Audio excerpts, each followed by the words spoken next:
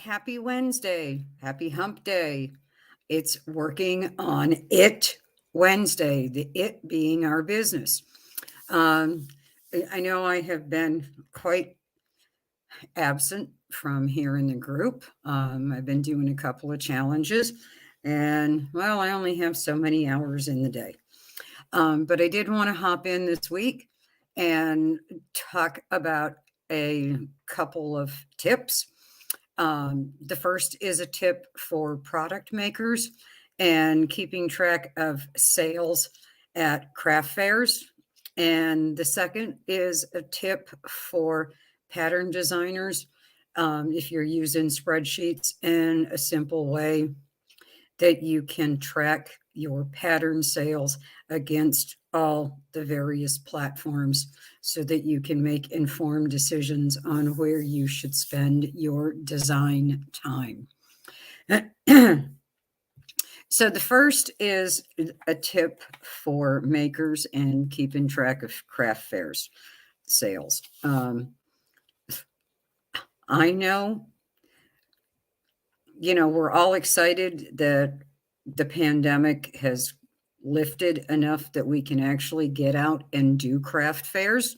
But the problem is, we're kind of rusty. Or I know I am anyway. Last fall, I did a craft fair, and previously, I would make a detailed list of all the items that I had for sale. I had a craft fair inventory list. And I went with the intention that as things were sold, I was going to faithfully tick them off and indicate how they were paid. Whether it was by cash or somebody used PayPal or Venmo or whatever, so I could match up my sales a little better with my PayPal receipts. So, I don't know about you, but sometimes I fail to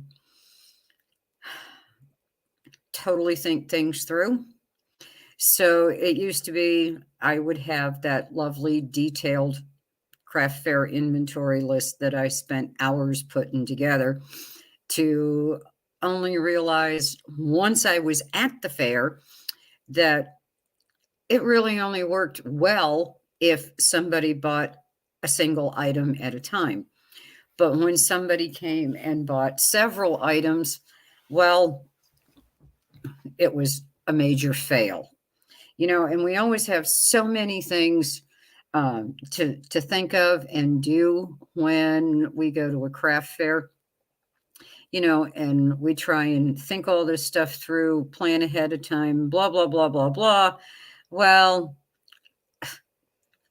last year I did a very small vendor fair, and I decided I was going to do something a little different.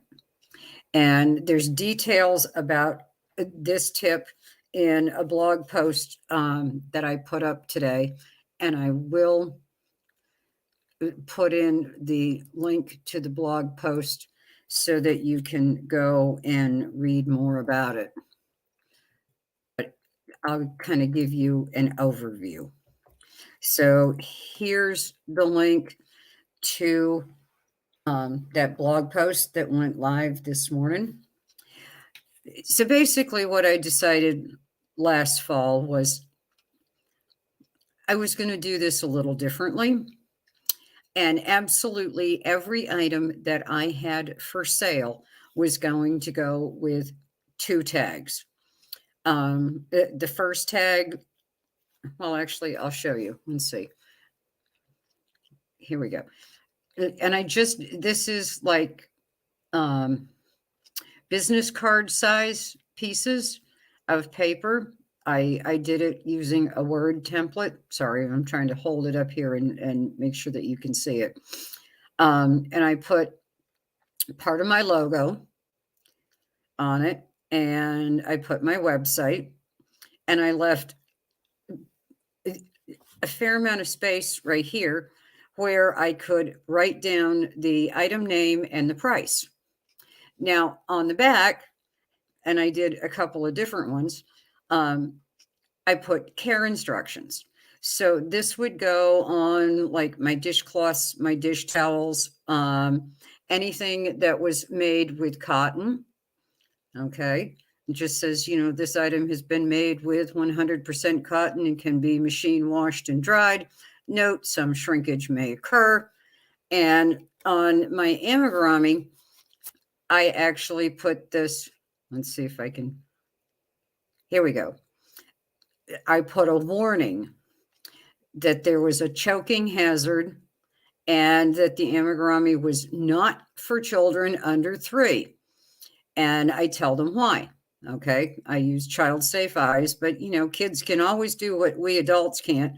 And that means the kids can 10 to 1 get them damn child safe eyes out of our amigurumi, even though we struggle and have to get screwdrivers and pliers. So this tag, along with just a little inexpensive tag that I bought at the drugstore. And actually, hang on a second. Let me go get one so you can see.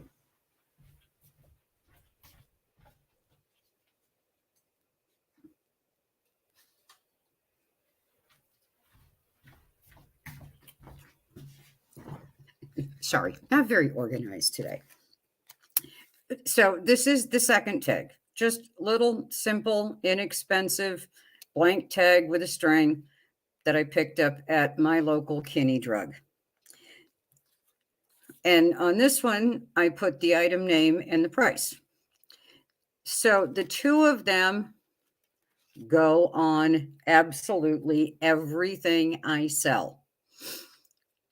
Now, business cards, we all know, handing somebody a business card, that business card usually ends up in trash at the first opportunity. But this tag makes a nice little hang tag. Doesn't cost you a lot of money. And big deal if it gets ripped off and thrown away. Okay. So when somebody buys something, when I get ready to wrap up their item or put it in a bag or whatever, I rip this tag off. And at the bottom, I have this shorthand method. C is for cash, PP is for PayPal, V is for Venmo.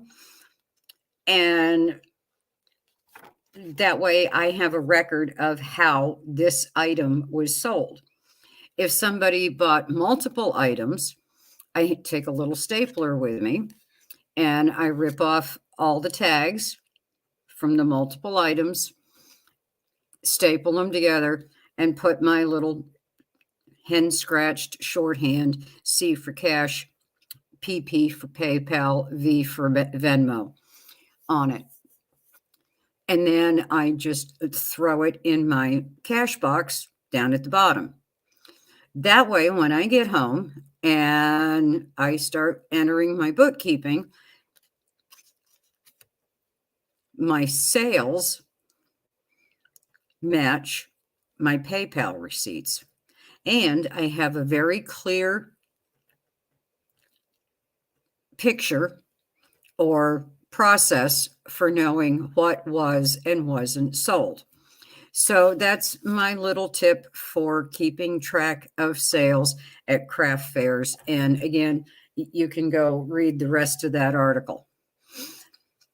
So that was my tip for makers. Oh, and I have one more tip for makers. And hang on, let me just share my screen here. Hold on. Window. Hold on. Good grief.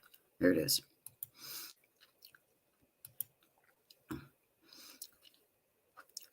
So I hope everybody can see this. I know there's going to be a slight delay, and I don't have another window open. And maybe I should go do that. You can tell I haven't been here for a while.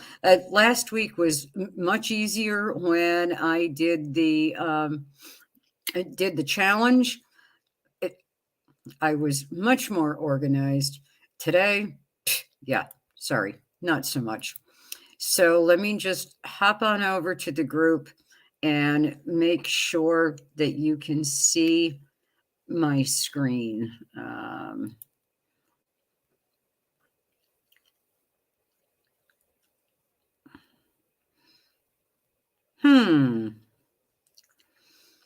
It doesn't even show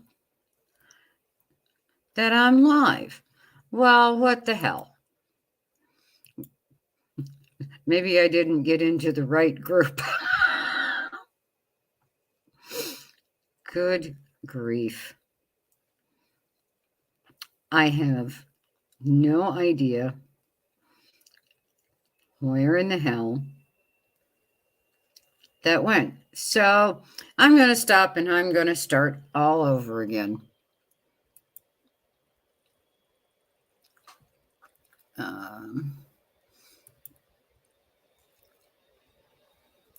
Oh,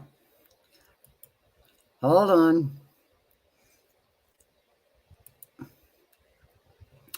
Yep, I got into the wrong place. So I'm going to end this broadcast. I'll be back.